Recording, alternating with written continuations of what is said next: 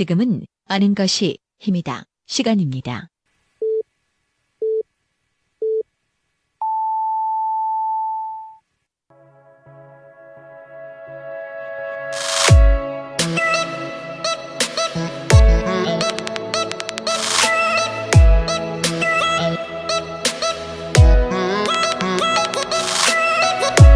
점점 방송 인기가 줄어들고 있는 프로그램입니다.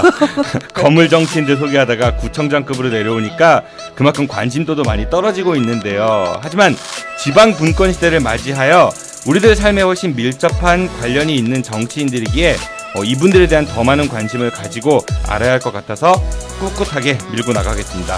폴리티션 어느 틈에 오신 걸 환영합니다.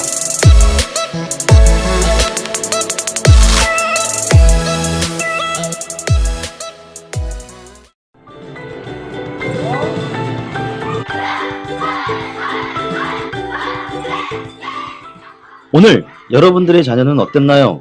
혹시 맞고 들어오진 않았나요? 불안한 여러분들의 자녀, 이제 아무 걱정하지 마세요. 대전 서구 둔산동에 있는 태권도담에서 여러분들의 자녀를 씩씩하게 만들어드리겠습니다. 절도 있는 태권도 품새부터 겨루기, 그리고 상대방을 존중하는 예절까지 선수 출신인 저 김원호 관장이 책임지고 돌보도록 하겠습니다. 대전 서구 둔산동 국가라이프 상가 2층 태권도담. 팟캐스트를 듣고 문의하신다면 특별한 선물도 드리겠습니다. 대전 042-471-4715로 전화주세요. 24시간 전화대기 하겠습니다. 이상 아이들을 사랑하는 태권도 상남자 김한호 관장이었습니다. 아참, 저희 태권도담에서는 MBC 방송과 함께하는 성인들을 위한 다이어트 코리아 프로그램도 운영하고 있습니다. 즐겁게 살 빼고 싶으신 분들 계시면 꼭 연락주세요.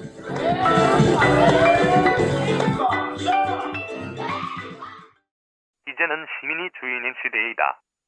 주인의 입장에서 머슴에게 보고받는 박정현의 머슴 일기.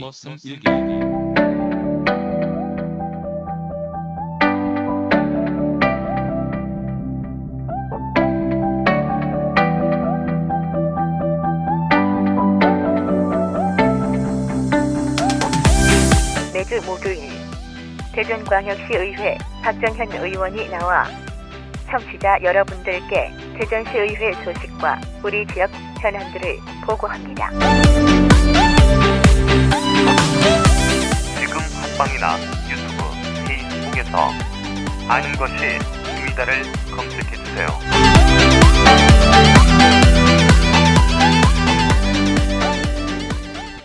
우리 지역 정치인들을 해부해보기 위해 모인 하이에나들을 소개해드리겠습니다. 먼저 어느덧 우리 방송 서열 1위로 올라선 바르게 살고 싶다고 주장을 하지만 그 발음의 기준이 무엇인지 잘 모르겠는 바른정당 대전시당 김태형 부위원장입니다. 부위원장님 안녕하세요. 예, 안녕하세요. 항상 바르게 살고 싶어하는 남자 김태형입니다. 네, 다음은 권선택 시장님 바라기입니다. 이분 페이스북을 보면은 온통 권선택 시장님 이야기뿐이거든요. 네, 뽀샵의 완성. 네, 정의당 대전시당 남가연 정책실장 나오셨습니다. 실장님 안녕하세요. 안녕하세요. 권선택 시장님 꼭 뵙고 싶습니다. 네, 마지막으로 대전 지역 최고의 북핵 전문가, 네, 후배를 위원장으로 모시고 있는 이해심 많은 통크신 분입니다. 국민의당 중앙당 한연한 홍보국장님 나오셨습니다. 국장님 안녕하세요. 네, 안녕하세요. 한연한입니다. 우리 방송 인기가 굉장히 하락하고 있습니다. 어떻게 생각하십니까? PD 책임이지 왜? 지난주에 혹시 김태형 부위원장님 안 나오셔가지고 재미가 떨어진 거 없었나? 아닙니까? 그러니까 이게 우리가 초반에는 그 국회의원들 다루고 뭐 대전시장 다 다룰 때까지만 해도 청취가 좋았어요. 그런데 구청장으로 내려오고 나서 인기가 점점 떨어지고 있는 것 같아요. 구청장들 인기가 없어서 그런가 봐요. 그러니까 우리 잘못은 아니고 구청장님들 잘못이다. 이제 제가 들어와서 더 그런 것 같은데 구청장으로 거 바꾸고 난 뒤로 가장 정확한 진단 같고요.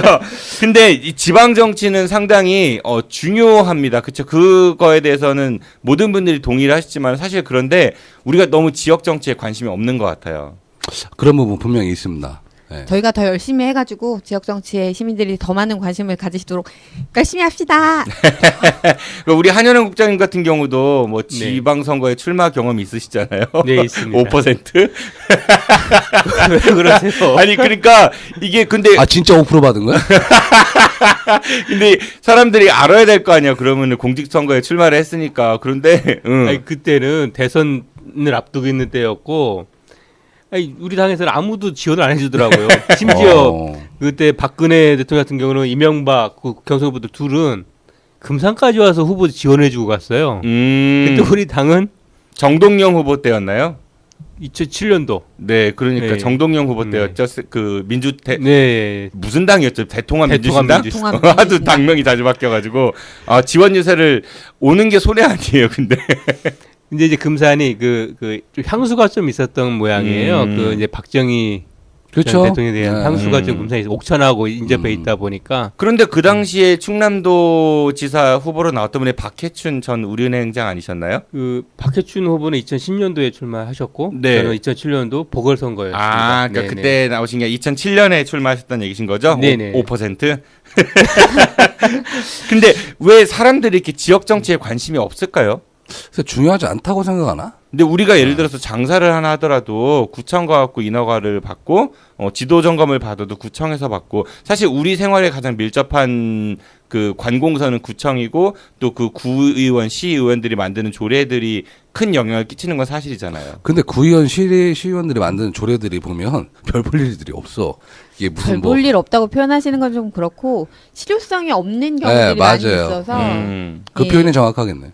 국민들 속에 뭐 다가오지 않거든요. 그리고 일반 국민들이 뭐 기초의원, 뭐 광역의원에 관심은 별로 없고 시장 군수 후보들 정도나 관심을 갖기 때문에, 그리고 또 특히나 시골은 아니, 동네에서 뭐 대충 뭐 그냥 크게 뭐 잘나진 않았지만 뭐 이런 사람 나오니까 전국에 계신 그 기초의원 여러분들, 국민의당 중앙당 한연한 홍보국장이 크게 잘나지 않았다고 했습니다. 후보들의 그 자질 문제도 좀 있는 것 같아요. 네. 선거 때 보면 좀 뭐 공약이라든지 이런 것도 좀 기초의원으로서 내세울 수 있는 공약이 있는 거고, 구청장으로 내세울 수 있는 공약이 있는 건데 막 뒤바뀌고 막 그럽니다. 그러니까 이게 사실은 그 뭐 조례가 실효성이 별로 없다라고 해도 실효성이 있는 것들도 많이 있고 또 실효성 있게 일할 수 있는 것도 충분히 있거든요. 그러니까 우리가 그만큼 관심을 덜 가지니까 소위 말하는 뭐 의원들의 자질 문제나 이런 것들이 나오는 게 아닐까. 유권자들이 더 많은 관심을 갖고 그리고 투표할 때 더 많은 신경을 쓰면은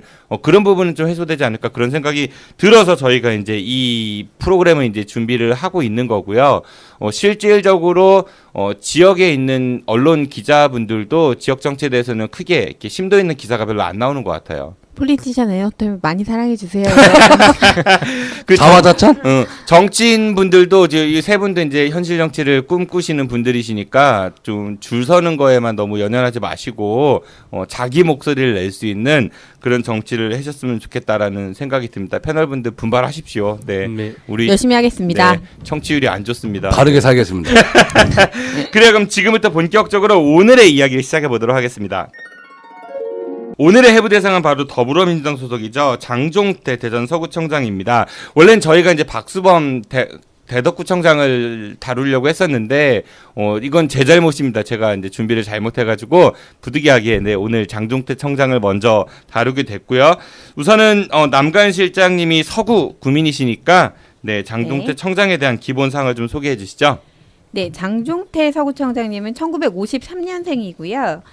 모건대 학사 행정학 석박사를 하셨습니다. 그리고 대전대에서 조직학습이 행정과정에 미치는 영향에 관한 연구라는 제목의 박사 논문을 쓰시고, 조직학습이요? 뭐 조직학습. 집단지성 뭐야 네. 얘기하는 거야. 그래서 박사학위를 받으셨습니다.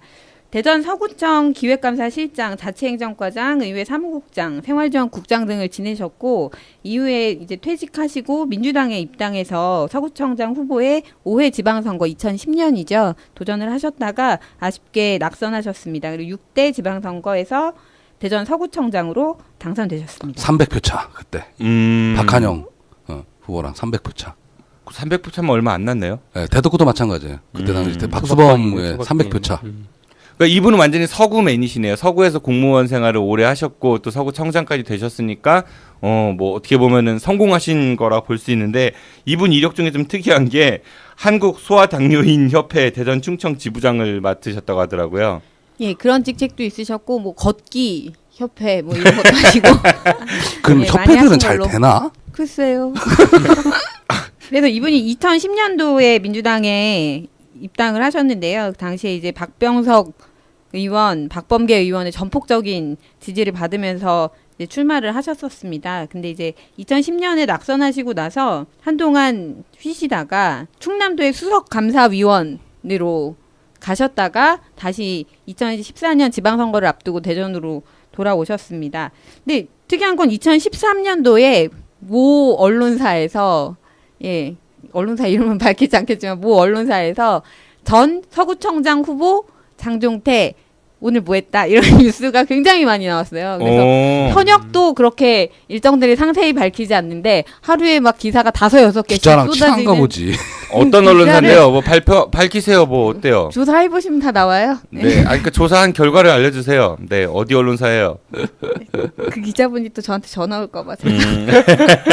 네.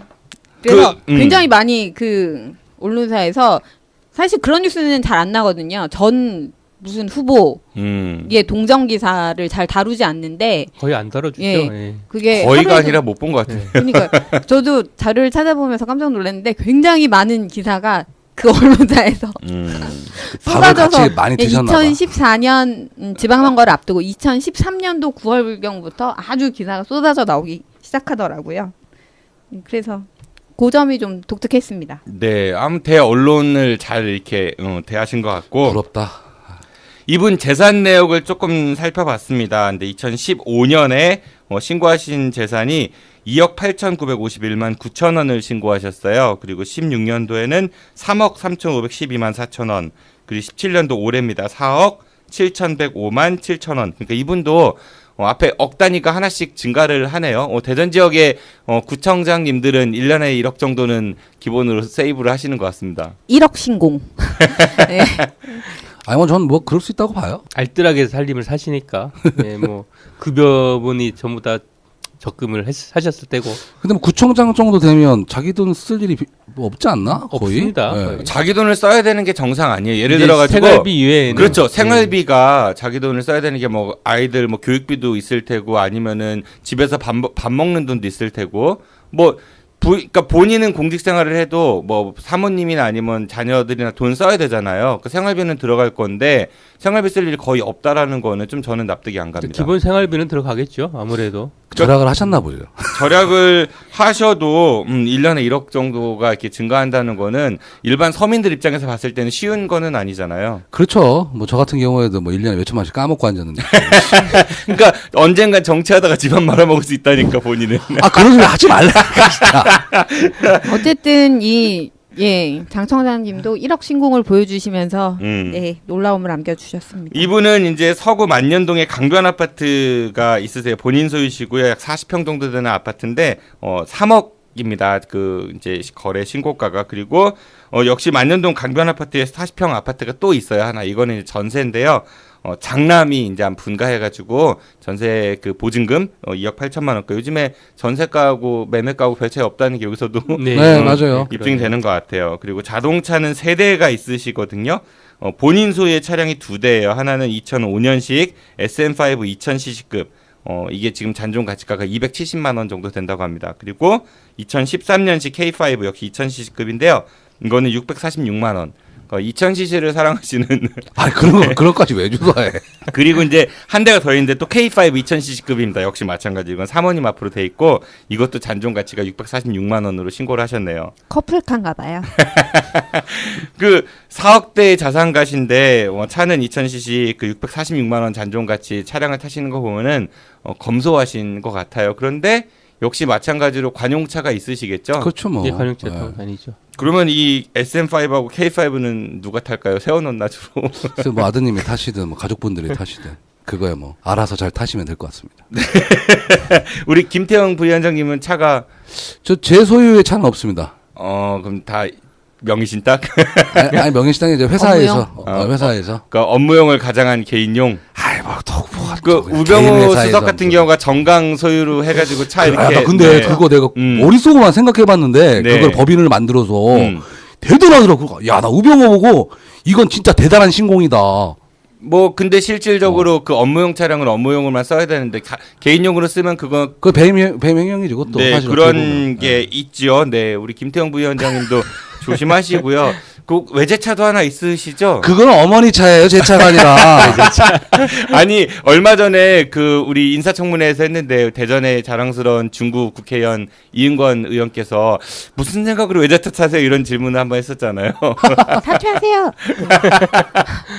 네 그렇고요. 네 이분이 예금이 본인 앞으로는 1억 1,500만 원 정도가 있습니다. 그리고 배우자 앞으로 1,400만 원. 그리고 장남 앞으로 1,850만 원 정도, 그리고 손자 앞으로 170만 원 정도 예금이 이제 있다고 신고를 하셨네요. 그 주식은 620만 원 정도의 가치의 주식이 있으시대요. 그런데 본인 소유고, 근데 주식이 좀 재밌어요. 삼성물산 27주, 제일기획 60주. 그러니까 좀 뭐랄까 그 우량주를 이제 소유하고 계신 것 같습니다. 우량주라도 뭐 그 정도 금액이면 그냥 갖고 계시는 것 같은데. 네, 그 미래산업이라는 회사에 6,600주를 가지고 계시고요. 채무는 4,400만 원 있으셨는데 올해 다 갚으셔갖고 현재 채무는 없다고 합니다. 네, 이 정도의 이제 재산을 신고를 하셨어요. 어떠신가요? 보셨을 때? 뭐 저는 양호하다고 생각하는데. 뭐 저도 양호하다고 보긴 하는데 채무를 올해 상환했는데 올해는 그 재산 증가분이 굉장히 크네요. 그러면 채무까지 네. 포함하면 그렇겠죠. 네네. 그 1년에 1억 정도는 이제 기본 우리 이제 트렌드니까 대전에 있는 구청장님들의 트렌드니까 네, 잘 트렌드에 이렇게 합류하신 분이 아닌가 생각이 드네요. 네, 저는 뭐 재산 얘기 나올 때마다 드릴 말씀이 없어가지고 드릴 말씀이 게 아니라 할 말이 없습니다. 말할 돈이 없는 거겠죠. 네. 그리고 이분이 이제 온라인 소통 현황을 좀 봤는데 네이버 블로그는 활동을 잘 안 하시는 것 같아요. 2016년 12월 15일이 마지막 멘션이었는데 마지막 그 글이 이거였습니다. 장종태 서구청장 청렴인 대상 수상. 네, 이제 정치를 청렴하게 하셨다는 거니까 자랑스러운 이야기인데 바로 그 아래에 있는 글이 뭐냐면요.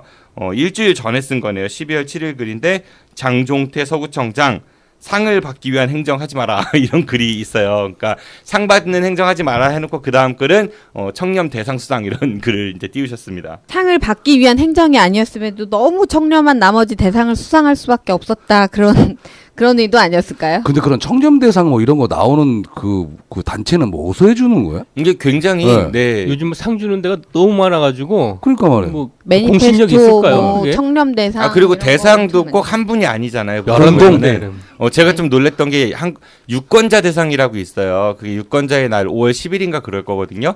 그게 유권자 시민행동인가 거기에서 주는 상인데 그 단체를 보니까 홈페이지도 별로 없고요. 근데 제가 예전에 조사한 바로는 그리고 상을 한 번에 한 70 몇 명인가 이렇게 주더라고요. 근데 정치인들 중에 그 상을 받으신 분들은 유권자 대상 받았다고 이렇게 보도자료 많이 뿌리고 하시는데 요즘에는 이런 상들 뭐 실천 대상이라든지 무슨 그런 대상들이 워낙 많아서 이게 과연 이제 얼마큼 공신력이 있는가 그런 좀 궁금증은 있는 것 같아요. 이게 이런 걸 상 가지고 정치인들이 국민들한테 돈 수기만 하는 것도 있는 것 같아요. 그러니까 상이라는 것이 좀 희소성도 있어야 되고 공신력이 있어야 되는데 네. 여러 단체에서 솔직히 아까 말씀하신 대로 검색도 잘 안 되는 단체에서 상을 막 나눠주거든요. 심지어 국회의원들도. 근데 국회의원들도 네. 자랑스럽게 그렇게 다 올려놓더라고요. 제가 그런 거 본 보면 거는요. 어디에서 무슨 국회의원이 상을 받았다고 보도자료를 냈는데 그걸 주최한 게 그 의원실이더라고요. 그렇게 보셨어요. 셀프 수상. 셀프 수상. 근데 이분은 이제 페이스북 활동을 굉장히 활발하게 하세요. 하루에도 몇 개씩 올리시는 것 같은데, 근데 보니까 현직 이제 청장에 재임 중이시니까 본인이 멘션을 올리시는 것보다 이제 그거를 담당하시는 분이 계시지 않은가 보좌진이 아마 있겠죠. 그런 이제 생각이 좀 들 정도로 되게 자세하게 이렇게 올리시는데 자기의 이제 일을 서술하는 것보다는 있었던 일에 대한 홍보성 그런 이제 느낌이 좀 많이 저한테는 개인적으로 들었었고 얼마 전에는 그 초복날 구청 직원들을 이제 갑자기 번개한다고 해서 치맥 파티 7급 이하 공무원들을 이제 밑으로 불러내 가지고 맥주 마시면서 이제 이야기를 했다 이런 것도 있더라고요. 뭐 근무 시간에? 아니요. 근무 근무 끝나고 시간은 아니고 5시 반경에 이제 군의 방송 통해서 이제 7급 이하 공무원들 치맥 번개 해서 진행을 했던 걸로 이게 알고 근데 있습니다. 몇 시간 했을지 좀 궁금해요. 과연 그 굉장히 많은 공무원들이 참석한 것 같은데 과연 청장님하고 진솔한 대화를 할 수 있었을지 뭐 전시행정이네. 재밌었을까요? 그거 과연? 그런 거 있잖아. 사장님이 해야 될 행동은 야 오늘 마음껏 먹어 그러고 끝까지 남아주는 게 아니라 카드를 넘기는 카드 거죠. 딱 주고 니들 마음대로 이렇게 이게 해야지. 초복이니까 그냥 그 사기 진작 차원에서 했겠죠. 그럼 재미가 없잖아. 카드만 던져주면. 아니 그래야 직원들이 멋지죠? 좋아한다니까. 그러니까 이게 그 사기 진작이 되는 건지 아니면은 사기 그 또 하나의 부담으로 다가오는 건지. 아니 근데 그거는, 내가 그런 적은 한번 있었는데 후배들한테 카드를 주니까 애들이 돈을 못 쓰더라고. 그래서 남으시는 거예요 끝까지? 아 그게 아니라 얼마를 써야 될지 몰라서 자 자기들이 오늘 카드 주세요. 제가 한번 그거를 확실하게 입증해드리겠습니다. 어떠세요, 국장님? 오늘 카드 주시면 우리 김태형 부위원장님이. 저도 한번 카드 긁는데 일조해 보겠습니다. 근데 부담스러워서 쓰겠어요? 아 저는 쓸 수 있습니다. 저도 할 수 있습니다. 역시 그리고 이제 술 얘기가 나왔으니까 이분이 술에 관련된 논란이 좀 있었던 것 같습니다. 예, 그 장동태 청장 관련해서 이제 술 이야기가 있는데요. 세월호 참사 직후인 그 2014년도 4월 20일에 모 고교 그 동문 체육대회에서 술자리 참석해서 술을 마셨다는 논란이 좀 세게 있었어요. 그런데 이제 그 동문 관계자가 이제 증언하기를 술은 마시지 않았고 이제 음식만 몇 숟갈 뜨고 자리를 떴다라는 이제 기사가 또 나오기도 했고 했었습니다. 이 기사는 저희 이제 오마이뉴스 장장 기자님이 쓰셨더라고요. 보니까 근데 사진을 새누리당인가 거기서 제보했다고 하는데 뭔가를 마시는 그런 사진이 있었어요. 근데 그게 이제 물이었다, 술이 아니고 뭐 이런 얘기가 있었던 것 같고.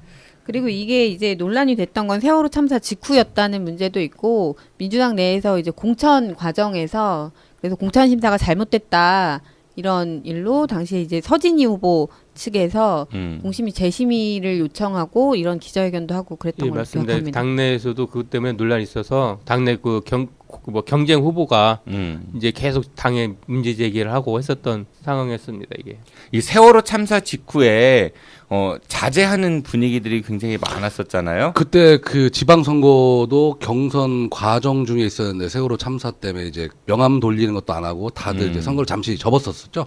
그때 당시에. 네, 그리고 또 맞습니다. 이분이 또 이제 세월호하고 약간 연관된 게 그 모 교회 구원파 구원파셨다. 근데 이제 제가 좀 조사를 해본 결과 그때 당시 저도 새누리당 소속이었었고 SNS 활동을 해서 이제 좀 그런 걸 저도 많이 뿌렸었는데. 이제, 그러면 예. 유포자? 아니 근데 그 교회를 다녔던 건 사실이에요. 네, 예. 본인도 인정하셨다. 그러니까 구원파였다는 거죠. 근데 재미있는 거는 뭐 이제 뭐 감리교인들 뭐 50인들 목사분들이 나오셔고 이분은 아니다 뭐 이렇게 막 그때 당시에 막 해명하시고 자기는 절대 아니다 했는데 나중에 이제 그 인간적인 관계 때문에 제가 또 그 교회를 다녔었고 또 그 이후에서도 그 행사를 또 참석을 하셨더라고요. 근데 그것도 이제 변론이 인간적인 관계였다 뭐 이렇게 또 말씀을 하시는데 좀 뭔가 그 저도 그 기사를 통해서도 봤고 또 실질적으로 이제 참석했었던 그 영상도 있는 것으로 네. 네, 제가 확인을 했었습니다. 그 아드님도 그 교회에서 결혼하시고 예, 동화동 예, H 있었습니다. 교회 예, 예. 그래서 그랬던 걸로 알려져 있고 그리고 본인도 인정을 하셨어요. 그 교회가 뭐 집과 가까워서 다녔다 이렇게. 근데 그 하셨는데 교회를 다녔던 기간이 뭐 한 10년 20년 가까운 것 같은데 20여 년 네. 정도 근데 다녔다고 그걸 하고 모르셨을까? 장로 네, 장로로 직책까지 막, 예. 받으셨다고 하니까 구원파인지 몰랐다라고 주장을 하시는 거죠. 일단 장종태 청장은 구원파 소속은 맞았지만 그 당시에는 가까워서 다녔고 구원파인지 몰랐다라고 그렇게 해명을 한 것 같은데 20년 정도 교회를 다니고 장로 정도면은 그러니까 유병헌이라는 존재는 알 수 있지 않았을까요, 합리적으로? 그 정도 종교 생활 했다라고 하면 알았다라고,밖에 볼 수 없죠. 그러니까 추론을 성직자가 하자면? 아닌 네. 신자 중에 가장 높은 게 장로 아니에요? 그렇죠. 그렇습니다. 고위직이죠, 고위직. 아무나 달 수 없는. 네. 그렇다라고 하면 근데 이제 이분은 그러다가 2008년인가요? 그때 이제 2009년이네요. 정통파 교회를 이제 감리교로 이제 옮겼다. 자기는 네네. 그 교회 그 적을 바꿨다라고 이제 이야기를 하셨고 그럼에도 불구하고 2010년에 교회 교적을 옮긴 이후인 2010년에도 구원파 관련한 그 기관 언론하고 인터뷰도 하고 또 이제 교회 행사에도 참석해서 대표 기도도 했다고 하고 그런데 이제 이 사실을 선거 기간에 이제 세월호가 이제 청해진 해운이 뭐 실소유주가 유병헌 일가다 이런 얘기가 있어가지고 언론에서 굉장히 여론이 안 좋았었고. 근데 그때 당시에 본인은 국관이라고 막 부정 많이 하셨거든요. 근데 사실은 또 뭐 고발 그렇지도 이런 않죠. 게 굉장히 많았죠. 있었죠. 그러니까 새누리당에서 굉장히 많이 이걸 네, 공격을 맞아요. 했었죠. 네. 그리고 그 새정치당 당시에 뭐 새로 급조했던 정당이 예, 새정치당 예. 이강철 이강철 후보가 또 씨. 네네 예, 예. 같이 이렇게 공격을 많이 해서 서로 이제 공직선거법 위반하고 허위사실 유포로 고소를 이제 했었습니다. 그 이후의 사건이 궁금해. 찾아봐도 안 나오더라고요. 이게 어떻게 됐나? 근데 이제 공무원들 그거 이제 그 멘션을 퍼날랐던 공무원들 같은 경우는 이 장종태 청장이 선거 이후에 고발을 취하를 했는데 이 두 분 상대 후보에 대한 그 고소 결과는 보도가 따로 없는 것 같더라고요. 이분들이 뭐 선거법 위반으로 처벌받았다든지 허위사실 유포로 그러니까 처벌 이런 것도 나왔으면. 없지 않습니까? 네. 그러면 네네. 뭐 취하를 같이 했지 않았을까 이런 생각이 드는데요. 뭐 그렇겠죠 그냥 아무래도. 예, 그렇게 추측이 되는 거고요. 저는 오히려 그 구원파가 아니다라는 사실을 입증하기 위해서 굉장히 지금 현재 출석하고 있는 교회에 열심히 나가고 있다라는 걸 드러내기 위해서 그러셨는지 선거 기간 중이었는데 당시 다니시던 교회에서 뭐 앞에 나가서 대표기도 하시고 목사님이 뭐 이렇게 안수기도 하고 이런 장면들이 기사로 막 나왔어요. 근데 사실 이게 선거법 위반의 소지가 있는 거거든요. 좀 무리를 하셨네. 그 교회에서도 무리를 하셨고 장종태 후보 본인도 좀 욕심이 나다 보니까 벗어나기 위해서 좀 무리수를 둔 것 같습니다. 그때 당시 서구청장 선거 자체가 워낙 박빙이었고 앞뒤를 알 수 없는 어떤 상황이다 보니까 좀 무리수가 나온 것 같아요. 상황 자체는. 근데 지금 와서 보면 어느 정도 팩트는 팩트가 있었다고 봅니다. 제 생각에는. 어디까지나. 그러니까 구원파라는 게 그 당시 이제 세월호 참사 때문에 워낙 안 좋은 이미지가 있어서 그거를 이제 벗기 위해서 많은 노력을 하셨다 뭐 이 정도로 이해를 하면 될 것 같고 뭐 지금은 뭐 신실한 감리교인이라고 뭐 예 여러 목사님들이 나와서 발표까지 해주셨다고 하니까 뭐 더 이상 목사님들한테 인기가 많으신가 봐요. 우리가 종교는 바꿀 수 있잖아요. 그렇죠. 사람이 네, 뭐 신념도 그리고 바뀔 수 있고 헌금 많이 하면 이뻐해 주시니까. 뭐 그리고 헌금을 많이 했는데 재산이 너무 많이 늘었는데. 누구들처럼 정당이 바뀔 수도 있고 뭐 뭔 소리야. 사람은 크게 누구나 바뀔 수 웃으시네요. 있으니까 네. 뭐 그 바뀐 거에 대해서 우리가 너무 이렇게 연연할 필요는 없다고 생각을 합니다. 어떻게 생각하십니까? 네. 아니 뭐 종교 자유 있죠. 뭐 이제 다 있고 뭐 제가 생각할 때는 글쎄 뭐 이단이라는 부분에 대해서 저도 좀 조심스럽긴 한데 이런 말씀 자체가 글쎄 어디서부터 어디까지가 이단이냐 그리고 만약에 그 세월호라는 사건이 없었다면 물론 일어나서는 안 되는 사건이죠. 그러면 또 이렇게 이슈가 되지 않았지 않을까 또 그런 생각도 해보고요. 그렇습니다. 그때 한때 네. 이제 그 구원파 이후에 나왔던 그 보통 이제 정통 교회에서 네. 이단이라고 분류되는 교회들의 분류들이 쭉 나왔었잖아요. 이번에 박근혜 그 대통령의 퇴진 시기에도 네. 드러났던 얘기들이 보니까 다 한 뿌리에서 나온 그래요? 한 뿌리에서 나온 그런 예, 가지들로 분류되더라고요. 그 유병헌 씨가 뭐 대전하고 또 연관이 있었더만요. 또 이분이 예전에 주제는 유명한이 아니니까. 여하튼간에 그 오대양 사건 났을 때 이게 근교였잖아요 여기. 뭐 그 생각이 잠깐 납니다.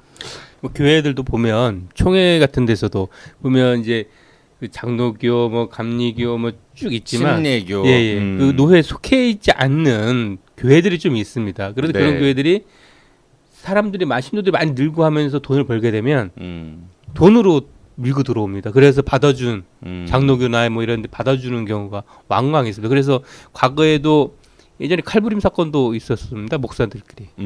뭐 그거는 예. 조계종에서도 많이 있었던 예, 근데 서로 이제 그렇기 때문에 아까 이제 부위원장께서 말씀하셨지만 어떻게 이단 어느 종교를 뭐 이단이라고 할 수 있느냐 누가 과연 좀 의문이 좀 들기도 합니다. 그러니까 사실 그거를 하느님이 정해주신 건 아닐 테니까 교회도 그렇고 뭐 절도 그렇고 그러니까 예를 들어 JMS 이런 종교는 나 거기 좀 알아. 누가 생각을 해도 뭐 좀 나쁘잖아요, 그렇죠? 근데 이제, 되게 재밌었어요 그 모 친구. 초등학교에 정명석 사진이 걸려 있었습니다. 아, 네. 학교를 빛낸 인물 해가지고. 아, 그러니까 뭐 그 여대생들 그렇게 하고 이런 것들은 나쁜 거잖아요. 사실은 어떻게 교리를 해석한다 할지라도 뭐 현행법에도 저쪽이 되고, 그러니까 그런 거에다가 이단이라고 이야기하는 경우들은 좀 그런데.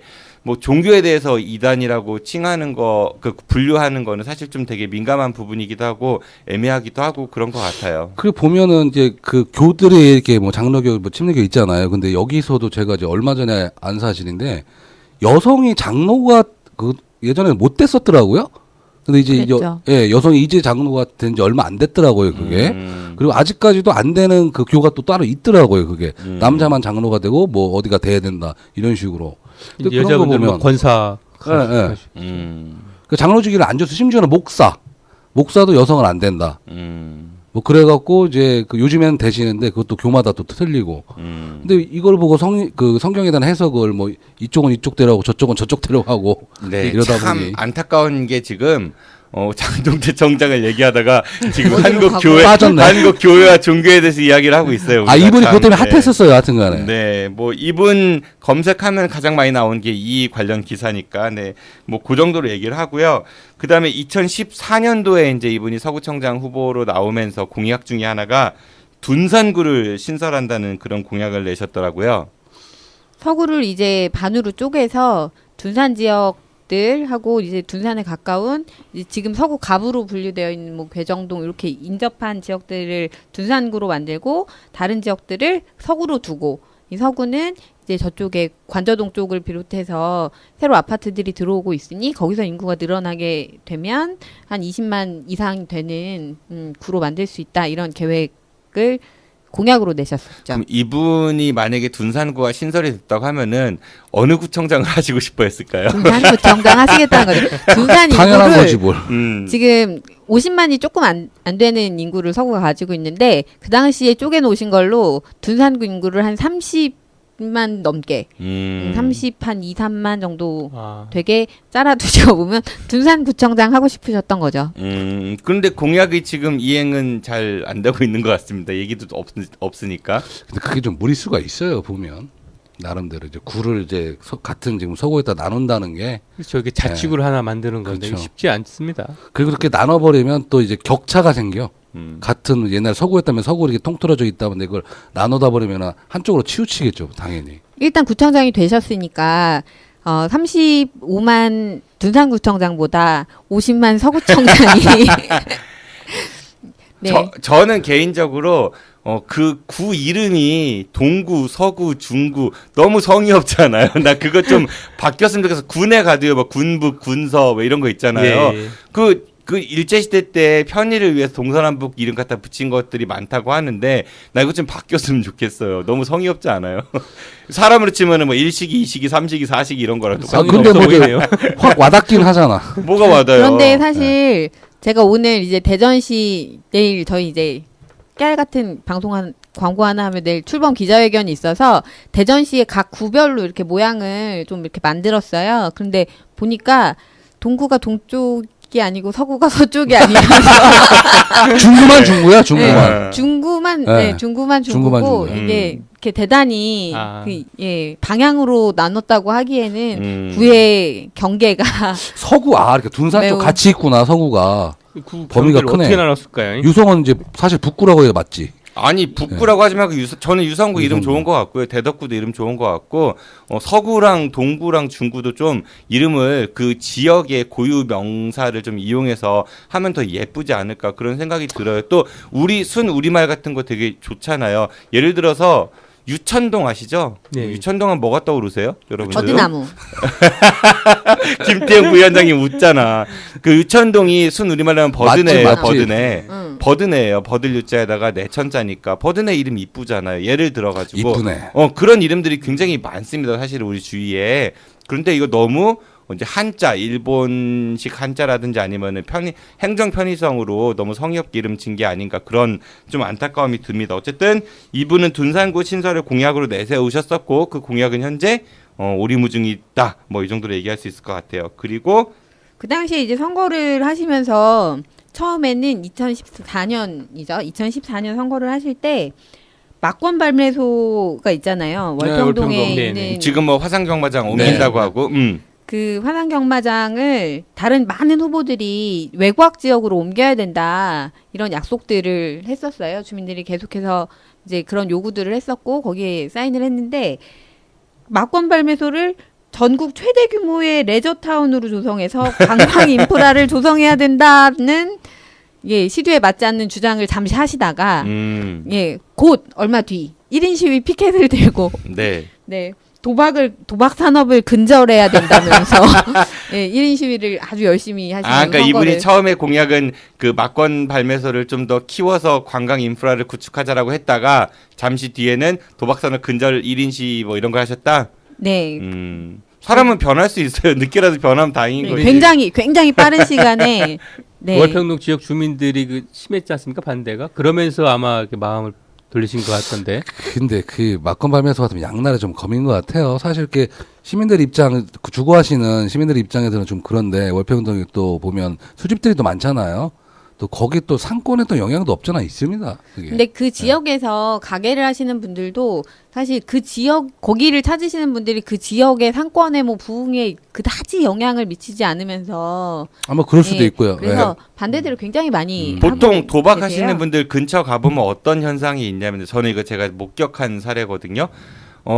절대 주변에 술집들을 안 가십니다. 그냥 아, 그래요? 거기에 하루 종일 계시다가 돈 다 잃으시면은 근처 해장국집 가갖고 해장국 하나 시키고 소주 한 병 시킨 다음에 하늘 한번 쳐다보고 소주 한 잔 마시고 국물 아니 한 그 숟갈 바로 앞에 먹고. 해장국집 많아요. 예, 그러니까 그런 분들이 몇몇 계시고 나머지 뭐 거기서 막 돈 따가지고 왔싸 돈 풀고 이런 거 대부분은 잃고 가요. 그거 알잖아요 우리가. 네. 경마장이든 어디든 가면은 10명 가면 9명은 돈 잃고 거기 갑니다. 바가 많던데 월평동에 비싼 바들이. 다른 데에서 오시는 분들이겠죠. 그러니까 도박하시는 분들이 그 근처에서 돈 따가지고 돈 쓰는 경우들은 별로 없다는 거죠. 라스베가스 같은 경우도 거기 이제 놀러 가는 거니까 그 도박도 조금 체험하고 여러 가지 관광도 하고 이런 거랑은 개념이 다른 거죠. 그러니까 강원랜드 근처만 가도요.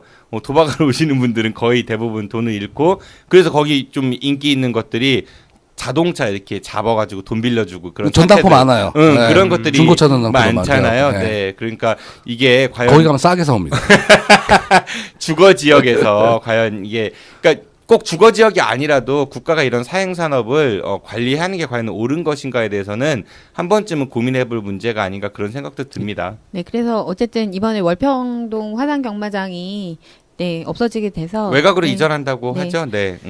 어디로 간대요? 너무 혹시 기쁜 위치는? 뭐 아직 그 후보지는 제대로 나온 것 같지 서구겠죠, 않고요. 아마? 네. 외곽 쪽으로 아니. 이전한다 뭐 요 정도 얘기는 예, 언론 보도를 통해서 얼마 전에 나왔습니다. 예, 도심에서 먼 곳이시니까 네. 아마 대전을 벗어나서 갔으면 한 대전 벗어나서 뭐 다른 지역으로 가면 그 지역은 또 폭탄 피폐해진 돌리기인 것도, 예, 거죠. 뭐, 아니 마찬가지죠. 대전 아무래도. 안에 있을 것 같은데요. 글쎄요, 근데 대전의 대전은 외곽 지역인 것 외곽 같고요. 지역. 근데 이게 제가 세 분께 여쭤볼게요. 세 분은 이제 정치 지망생들이시니까 되게 웃긴다. 나이들 많은데 지망생자 붙이니까. 그런데 화산 경마장 있어야 돼요, 없어야 돼요, 우리 한현환 국장님. 저는 없어야 된다고 봅니다. 그런데 제가 실질적으로 뭐 보거나 심각하게 어떤 문제가 있는지는 언론을 통해서 아는 것뿐이지 실질적으로 제가 접해보지 못해가지고 예. 그러나 도박 산업은 근절돼야 된다라고 봅니다. 우리 김태형 그런데 부위원장님은 어떠세요? 잠시 한 말씀 드려도 됩니까?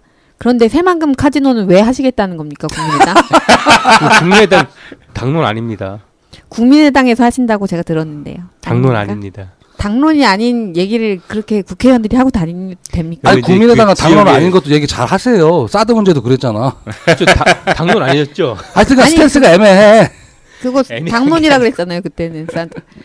어쨌든 그렇고요. 자, 우리 김태형 부위원장님은 어떠세요? 저는 화산 양날의 경마장. 검이라고 봐요. 제 친구 중에도 말밥 주다가 말밥 준다는 표현을 많이 하거든요. 말밥 준다는 게 뭐예요? 경마장 다니는 애들 경마장에다가 돈 말밥 준다. 준다고. 그래서 그래도 폐가망신이라도 몇 봤는데, 근데 또 그 완전히 또 이렇게 그 끊어버리면 또 나름대로 또 거기서 나오는 수익이나 이런 게 또 좋은데 환원되는 경우도 있으니까 잘 국가에서 관리를 해야 되지 않나. 조건부 찬성? 네, 조건부. 네, 찬성. 네. 그러니까 조건부. 남가희 실장님 같은 경우는 어때요? 예, 저는 반대합니다. 국민의 삶을 피폐하게 만드는 일이잖아요. 조건부 예. 피폐. 그 몇 분의 친구들을 보셨음에도 불구하고 이 산업이 예, 필요하다고 생각하시는 건 그 개인이 잘못한 거지. 그렇게 개인이 잘못하도록 그 여건을 국가가 만들고 있다는 게 그렇게 따지면 술집도 다 문장하고 영업하지 말라고 그래야죠, 뭐. 술 한잔 먹고 하면 개인이 잘못을 치부하지, 뭐, 그걸 갖다가 뭐. 오늘의 술 파는 사람 주제는 잘못인가? 대전 서구청장 장정태 청장님 죄송합니다. 왜 이렇게 자꾸 다른 데로 새는지 뭐 교회 얘기 나왔다가 이제 도박 방송의 얘기로. 인기를 아니, 다른 장군태 주제를 끌고 국장님 오는 네. 얘기하죠. 제가 이번 강의를 한 두 번인가 들었어요. 라이온스 클럽 통해갖고. 하여튼 한 2시간 말씀하셨는데, 마치 이제 말씀하시는 게 본인이 이제 이재명, 시장과 비슷한 그런 환경에서 자랐고, 자주 그렇게 선거하셨고. 강하게 얘기하는 게 아니라 그런 환경에서 자랐고.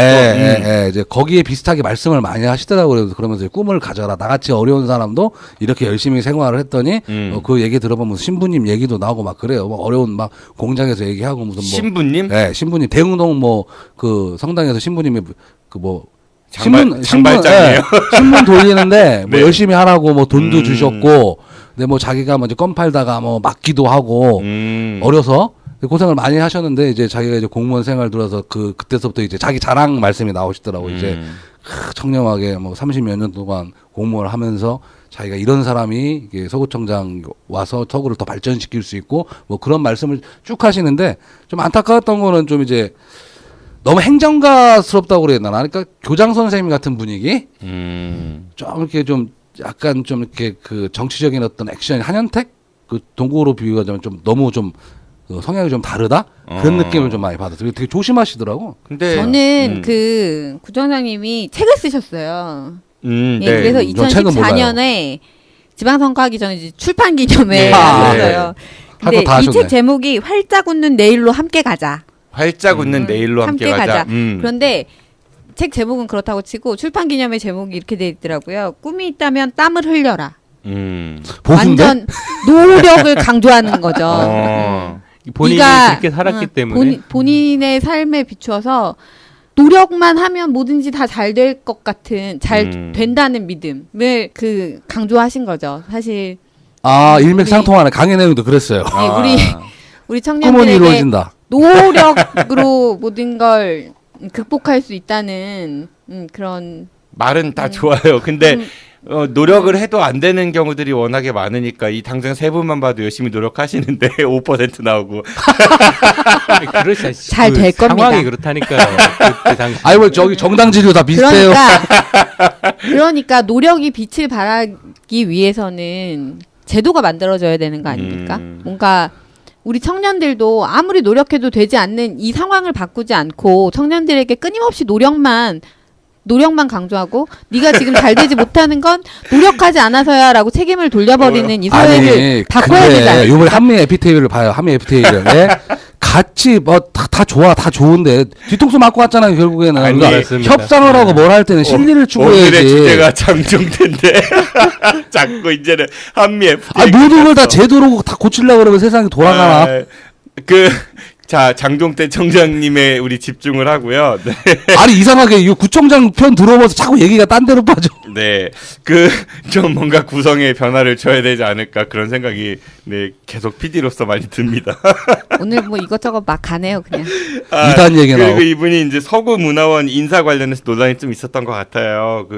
자신의 선거운동원 출신들이 특혜 채용한 거 아니냐 뭐 이런 얘기들이 있었는데 사무국장 관련해서는 어떤 뭐 K씨라는 분을 내정했다 이런 설이 한참 돌았었고 근데 결국은 여론에서 되게 지적을 많이 하니까 이분은 실제 채용이 안 되신 것 같고 그런데 다른 인사들 뭐 이렇게 선거운동원 출신인 뭐 J씨가 예술사업팀장으로 왔다 뭐 이런 시설 공연 관리 담당으로 L씨가 왔다 뭐 이런 얘기들이 좀 많았었던 것 같아요. 있죠. 아무래도 특히 예술계 쪽이 우리가 잘 모르지만 여기가 좀 상당히 좀 도제 그 용어 뭐죠? 도급제? 뭐 이런 스타일로 돼 있어갖고 뭐 정당에서 줄서기 버금가게끔 또 이렇게 줄이 있어요. 그러다 보니까 이제 그러니까 예술 하시는 분들도 이런 쪽에 관련이 많이 돼 계세요. 정치권하고 연관들이. 그래서 그쪽에서 하시면 이제 그쪽 분들이 오셔갖고 이제 문화원이나 뭐 예술원 이런 데 많이 들어오시는데 그래도 요즘에는 문화원 같은 경우는 많이 깨끗해지셨는데 이사회도 탄탄하고. 그때 뭐 전임 청장이 심어놓은 사람들 빼내고 또 집어넣고 뭐 이런 과정 아니겠습니까? 그리고 이제 뭐 선거운동원 중에 하나는 한 분은 제가 잘 알지만 2010년도부터 그냥 단순한 선거운동원이 아니고 장종태 청장과 일정을 함께 했던 사람이에요. J씨 말씀하시는 거예요? 거예요? 예. 그래서 제가 봤을 때는 뭐 버은이라고 하면 버은이겠지만 그래도 뭐 그 정도 인사는 할 수 있다라고 저는 봅니다. 근데 그분이 문학의 인사이시긴 한가요? 그렇지 않습니다. 그런 걸 보통 낙하산이라고 하지 않나요? 근데 그렇죠. 근데 전임에 꽂아놓은 낙하산이 우리 더 심각했기 이게 때문에. 그러니까 저는 한번 되게 이상적인 얘기긴 한데요. 왕이 이제 탄생을 했어요. 그럼 공신들이 존재를 하잖아요. 그런데 그 공신들을 이렇게 잘 심어주면은 그 왕은 탄탄할지 몰라도 그 왕위가 근데 나라는 점점 이렇게 피폐해지는 그런 경우들이 우리 역사를 통해서 많이 볼 수 있습니다. 반대로 공신들을 왕이 이제 제꼈어. 그러면은 뭐 전제군주로서 뭐 태종 이방원 같은 경우가 대표적 케이스 중에 하나겠죠. 그런데 나라는 이제 더 탄탄해지고 그런 경우도 많이 봤던 것 같거든요. 그러니까 선거 운동을 하시는 분들이 내가 모시는 그 후보가 정말 이 자리의 적임자여서 이분이 잘 되면은 우리 사회가 좋아질 것이다라는 그런 믿음만 갖고 그 선거운동 해주는 거가 부족한 건지 아니면 이분이 당선되면 나한테 뭘 줄 거야라는 기대 심리를 반드시 갖고 있어야 되는 건지 그건 좀 예. 근데 이제 그런 기대 심리를 역으로 또 이용하기도 하고요. 또 갖고 계시고 찾아오시는 분도 계시고 그리고 우리나라 선거가 이렇게 지금까지 이렇게 이어져 왔잖아요. 그걸 또 이렇게 또 이건 이거고 이건 아니다 딱 이렇게 그 뭐 칼로 무자르듯이 이렇게 할 수는 없을 것 같아요. 아까 잘라주시면 안 돼요, 한번? 네? 잘라주시면 안 돼요? 그러니까 바른 아니 정당도 김인규 위원장님이 칼로 대전시장 되시면 뭐 가만히 있겠어요? 뭐라도 하나 주시겠지? 저는 정의당 대전시당 정책실장 하겠습니다. 그대로. 확률이 없으시라고 말씀하시나?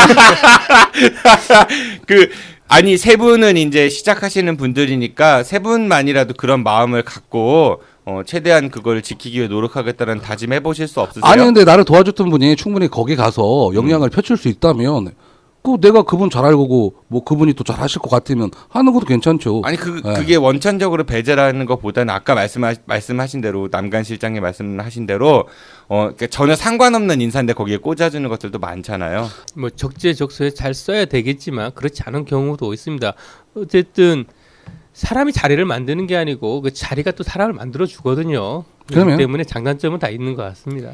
아니 뭐 그렇게 따지면은 뭐 우리 패널 중에 한 사람도 뭐 그 양반이 뭐 축구를 했어 뭐를 했어 그냥 그 나이에 패널 딱 준 거잖아. 오늘 패널 아니시잖아요. 그래도 잘했잖아 또 그때 당시에 또 사장님 하실 때. 뭐 네 그래요. 네 아무튼 그분은 뭐 체육은 했으니까 뭐 여하튼간에. 네.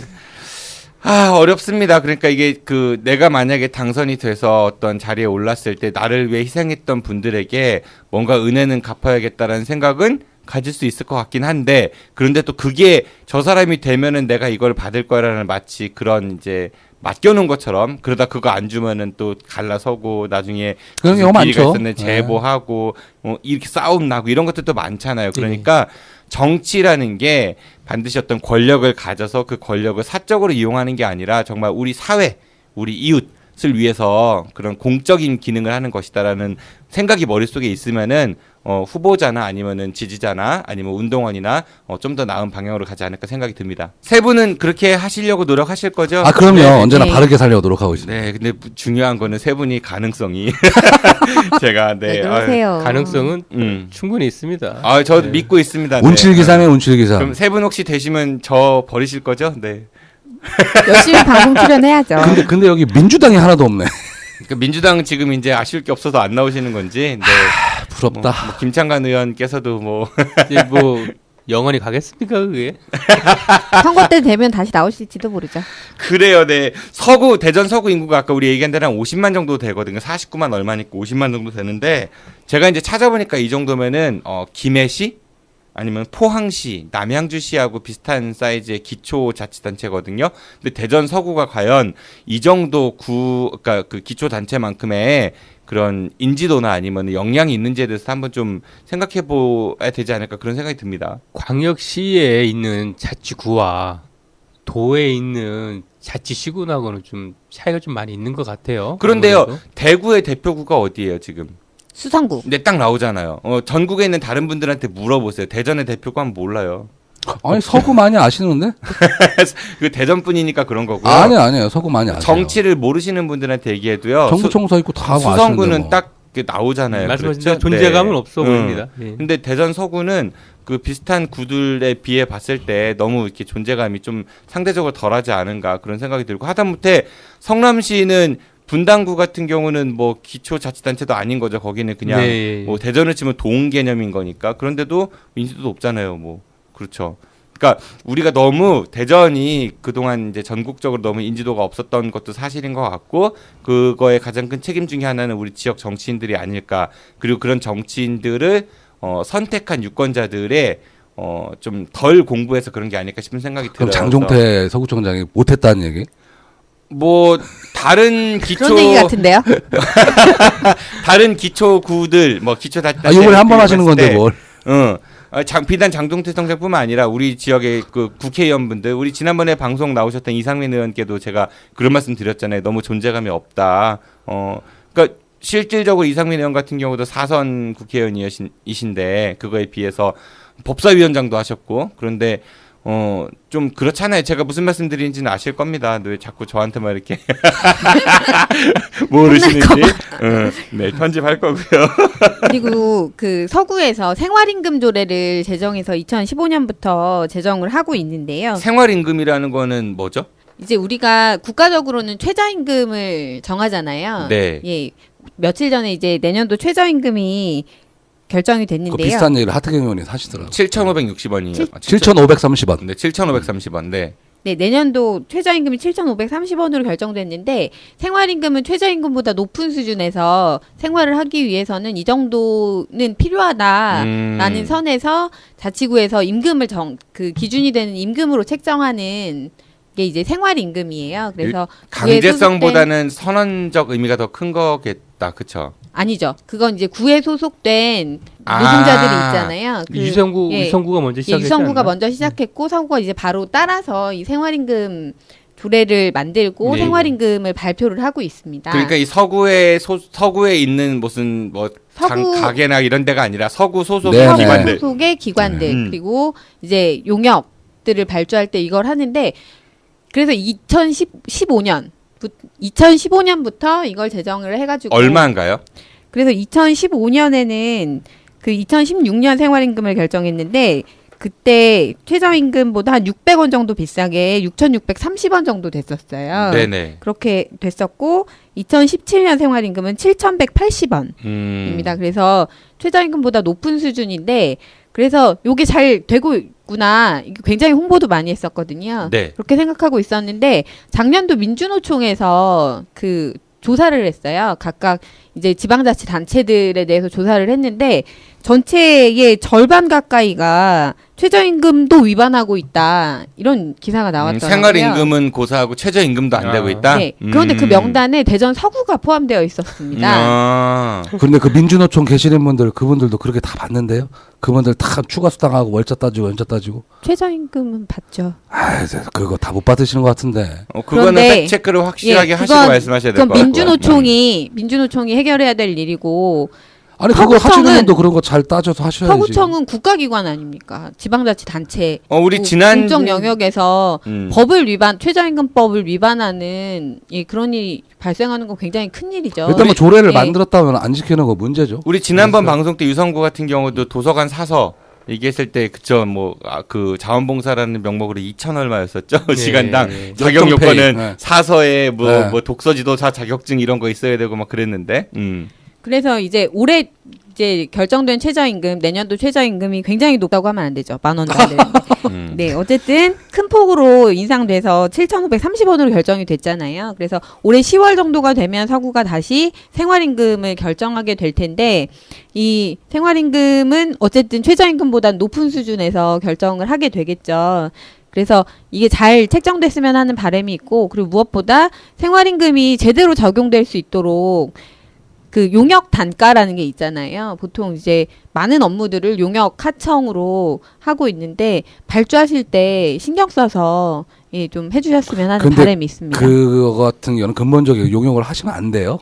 그렇죠. 네, 용역을 하게 되면 거기서 이제 중간에 이렇게 좀 이렇게 한마디로 수수료 개념으로 떼어먹는다 그러죠. 뭐 거기 뭐 회사 챙기고 하기 때문에 직접적 고용이 안 되면 아마 힘들 겁니다. 그래서 어쨌든 정부 정책도 비정규직의 정규직화로 가고 있으니까 모범적으로 정규직화 하시는 게 가장 좋은 방법이겠죠. 서울시에서 이번에 다 정규직화 하신 것 같은데. 다 한다고 발표를 했죠. 발표를 한 거죠. 서울시가 그 발표를 하니까 사람들이 공무원 그렇게 늘어나면 공무원 연금 어떻게 하나 걱정들 많이 하셨던 것 같아요. 근데 공무원이 늘어나는 게 아니고 그 서울시 산하 기관들에 고용되어 있는 비정규직들을 정규직화하겠다는 그런 발표였습니다. 근데 많은 오해들이 그분들은 이제 공무원 연금하고 상관이 없는 건가요? 상관없죠. 국민연금 가입자. 국민연금 가입자. 어쨌든 뭐 공무원연금, 군인연금 다 개혁의 대상이기 때문에. 예, 근데 어쨌든 그 뉴스에 달린 댓글들을 보면서 제가 많이 마음이 아팠는데 많은 오해들이 있으신 것 같아요. 근데 연금 얘기하니까 정말 그 시민들한테 국민연금 개혁 이전에 공무원연금하고 군인연금 개혁한 다음에 이거 얘기를 해야 돼요. 예, 맞습니다. 국민의 세금으로 공무원들 뒷바라지 하고 있는 건데 군인들. 군인연구 같은 경우에는 지금 여러분, 뭐 오늘의 20년이면 다 주제는 나오는데 대전 서구청 또 빠지네, 또 빠져. 저는 주제로 얘기를 했다고요. 예. 죄송합니다. 네, 구청장님 생활 딴 데로 임금 제대로 빠졌어. 지켜질 수 있게 해주십시오 하는 바람을 말씀드렸는데 이분 지켜주십시오. 딴 얘기를 잘 하실 겁니다. 서구 부채 높지 않습니까? 좀 있으면 지방선거네. 청춘을 돌려다오. 안녕하십니까. 여러분은 청춘하면 어떤 생각이 드십니까? 청춘학교. 청춘학교는 배움의 열정을 가지신 어르신들이 한글, 국어, 영어, 수학도 배우고 영화, 연극, 전시회 관람도 하고 스마트폰 사용법도 배우는 열린 배움터입니다. 배움, 나눔, 행복이 있는 청춘학교에서는 배움의 열정을 가진 학생과 재능 기부를 해줄 선생님, 그리고 후원자들의 참여를 기다리고 있습니다. 학생 무료, 선생님 무료, 후원회원은 유료. 기부금 영수증 발행됩니다. 전화 042-254-2007번이나 010-6620-8255로 연락 주시면 되고요. 자세한 내용은 다음 카페에서 대전 청춘학교를 검색해 주세요. 감사합니다. 기울어진 운동장을 바로잡기 위해 알고 갑시다. 재벌 백과사전.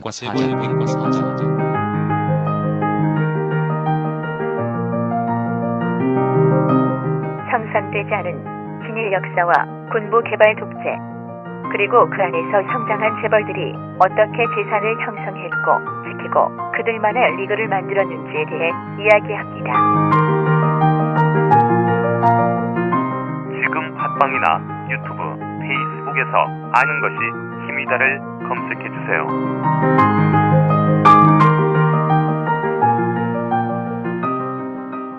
오늘은 정말 안 뜨거웠던 것 같습니다. 네, 그 마지막으로 장종태 대전 서구청장의 앞으로의 행보에 대한 예측을 우리 패널분들께 좀 부탁을 드려볼게요. 먼저 우리 남가연 실장님.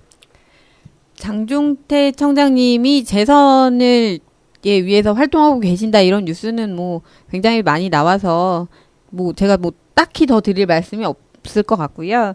근데 이게 뭐 다른 분들께도 다 말씀드렸지만 이제 선거가 1년도 채 남지 않았습니다. 근데 그 전시성 사업들 이런 것들보다는 어쨌든 서구에 살고 있는 주민들이 어떻게 하면 좀 더 나은 생활을 할 수 있을까 이런 데 좀 신경을 써주셨으면 하는 바람이 있습니다. 아니 좀 무엇보다도 재선 뭐 잘 성공하시길 바라고요. 근데 또 진짜요? 아니 뭐 솔직히 말씀드리면 혹시 저기 친한분 서구청장 출마한다고 그러면 우리 네. 또 김세환 그 서구 위원장님께서 또 가시면 좋겠죠. 근데 아니 이제 바른정당 친한분 거기 가신다고 하지 않았어요? 아니 구청장은 안 가시고요. 이제 국회의원 아마 하실 겁니다. 하실 거예요? 맡아놨어요? 하셔야죠. 네네. 다음 선거 재선은 뭐 무난하게 하지 않을까 이런 생각을 해봅니다. 후보도 있으시면서 그런 얘기를 막 하세요? 굉장하게 봤을 때 그렇습니다. 그분이 저기 아니에요? 위원장님이잖아요. 예, 이 위원장이. 그래요, 네. 우리 장종태 청장 빙의 그 한 줄 평을 하려고 했는데 할 게 없어가지고 해봤자 뭐 구원 판왕 이거밖에 없을 것 같아서 그냥 그건 생략하도록 하고. 네, 세 분 고생 많으셨고요. 정말 오늘 고생 많으셨습니다. 네, 어느 때보다도 힘든 방송이었던 것 같습니다. 오늘 나와주셔서 고맙습니다. 안녕히 가십시오. 고맙습니다. 고맙습니다. 다음 시간에 정말로 박수범 대전 대덕구청장에 대해서 한번 해부해 보도록 하겠습니다. 저도 이만 물러가겠습니다. 지금까지 진행의 정진호였습니다. 청취해서 고맙습니다. I'll be back.